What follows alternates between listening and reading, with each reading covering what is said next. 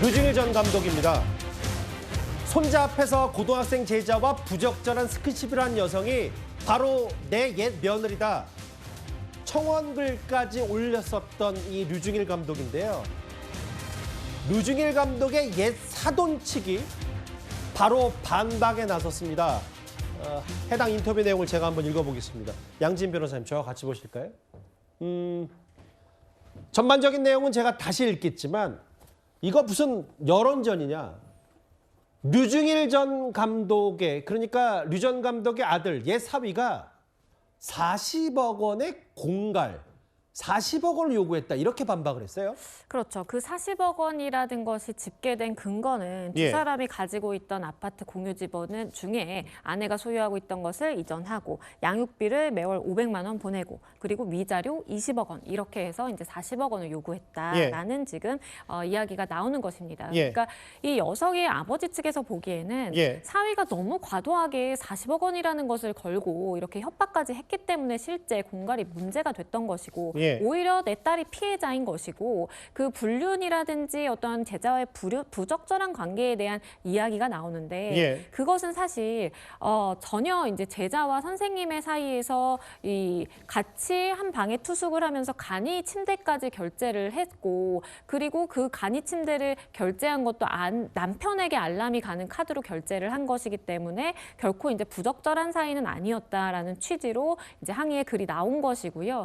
그리고 이제 두 사람 사이에 굉장히 분쟁의 좀 역사가 깊기 때문에 어떤 코스튬에 대해서 DNA 분석까지 가오고 이런 것이 있었어요. 근데 그 역시도 뭐 사설 기간에 맡겼고 그리고 1년 뒤에 감정이 이루어진 것이기 때문에 이것은 뭐 우리가 받아들일 수 없다라는 취지로 이야기를 하고 있는 상황이죠. 그 홍정성 기자님, 이제 뭐 불륜을 반박하면서 옛 사위가 40억을 요구했다, 공갈이다라는 취지는 이제 저희가 반론권처에서 얘기하는데 이 말들이요. 호텔에서 남편에게 알림 카드, 가는 카드로 결제했기 때문에 본인이 떳떳하다. 혹은 제자는 저 해당 아까 CCTV 나왔던 호텔에서 따로 자라고 간이 침대도 결제했고, 이거 이 코스튬에서 뭐 DNA 나온 것도 사설 감정이라 못 믿는다. 근데 이게 선뜻 제 개인적인 생각에는 법률과 상관없이 좀 이해가 잘 안 돼서. 이 부분도 뭘 항변하고 싶은 거, 그러니까 불륜은 아니다, 이 얘기를 하고 싶은 것 같아요. 네, 불륜은 아니다라는 항변과 무엇보다 이제 상대에서 40억 원, 굉장히 거액을 요구했다. 언론에 이거 알리겠다.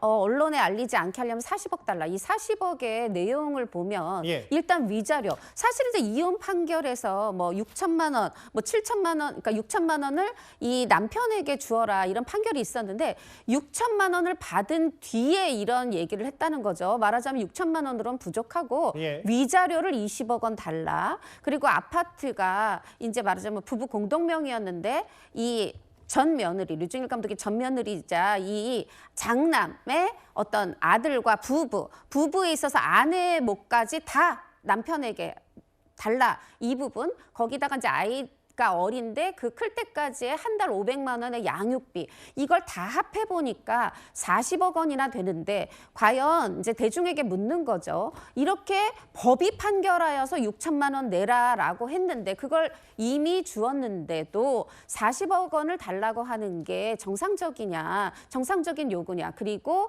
이 부분이 말하자면은 이 조건으로 언론 제보, 언론에 내가 제보하겠다, 언론 제보를 막고 싶으면 40억을 달라는 게 정상적이냐 이 말을 하고 싶은 것 같습니다. 그런데 이제 사람들은 그것에 대해서 그 전에 나왔던 여러 가지 제자와 여하튼 한 호텔에 갔다, 뭐 거기가 일반 고등학교가 아니라고 해도 제자와 함께 갔다 이런 부분의 균형을 어떻게 보실지 모르겠습니다. 제가 직접 지난주에 류중일 전 감독과도 통화를 했었고 그 전에 또 저희 뉴스탑10 제작진이 류 전 감독의 아들, 그러니까 옛 사위와도 통화를 했었는데 그 목소리를 듣고 와서 이들의 반박, 공방전을 다시 한번 짚어보겠습니다. 저라도 내 이름을 걸고 나가면 그래도 국민들이 관심을 가지지 않을까라는 생각이 올렸어요. 그냥 뭐 호텔 가는 건 맞는데 관계는 안 했다. 오해 사기가 미안하다. 그 말밖에 안 합니다, 지금. 저는 직장도 그만두고 애를 혼자 육아를 했는데 반면에 와이프는 나가서 흥청망청 이 남자애랑 5성급 호텔을 막 다니면서 이렇게 했는데 어떻게 애를 불륜 장소에 데리고 간 게 무죄면 앞으로 대한민국 인권, 아이에 대한 인권은 또 어디 가는 거며. 결혼 전 한쪽이 외도하게 되면 모든 걸 놔두고 몸만 나가자는 약속을 한 거다. 약속에 따른 요구를 40억 요구한 건데 이게 뭐가 잘못됐냐. 말도 안 되는 소리다. 이렇게 얘기했는데 아까 다음 화면을 볼게요. 그러니까 이게 약간 법적인 두 사람의 위자료 공방이나 40억 공방과는 별개로 구 변호사님. 근데 결국은 저희 같은 대중들이 판단했을 때 이 말이 설득력이 있느냐 없느냐로 가려지는데 40억 부분을 요구했기 때문이라고 하고 다만 이 간이 침대 결제나 이런 부분들이 불륜이 아니라는 이런 이유를 대면서 류중일 전 감독의 옛 사돈들이 이렇게 반박을 하고 있는 거거든요. 제가 보기에는 뭐 이제 진흙탕 싸움으로 가는데 어느 쪽 한쪽은 결백하고 깨끗하냐 뭐 이런 식의 문제는 이미 아닌 것 같습니다. 예. 그리고 저 말은 설득력은 없는 게 예를 들어서 남편에게 알림 가는 카드로 결제했다라는 것만 가지고 클리어 되느냐. 내가 애하고만 호텔에서 둘이서 잘게 이럴 수도 있고 내가 친구랑 여차저차 해가지고 같이 있어줘야 돼. 이렇게 누구랑 있는지에 대해서는 속이고 카드로 결제했을 가능성도 있거든요. 예. 그러니까 그걸로 해명되느냐. 아니죠. 그리고 간이 침대를 결제했다라는 거 그럴 것 같으면 다른 방을 잡아줬어야죠. 한 방에 들어갔다는 것 자체에서도 의심을 샀으니까 예. 저런 걸로 깨끗하냐라고 얘기할 수는 없는데 예. 이 잘못이라는 건 이혼 판결에서 부정행위로 평가됐을 가능성은 있습니다. 근데 예.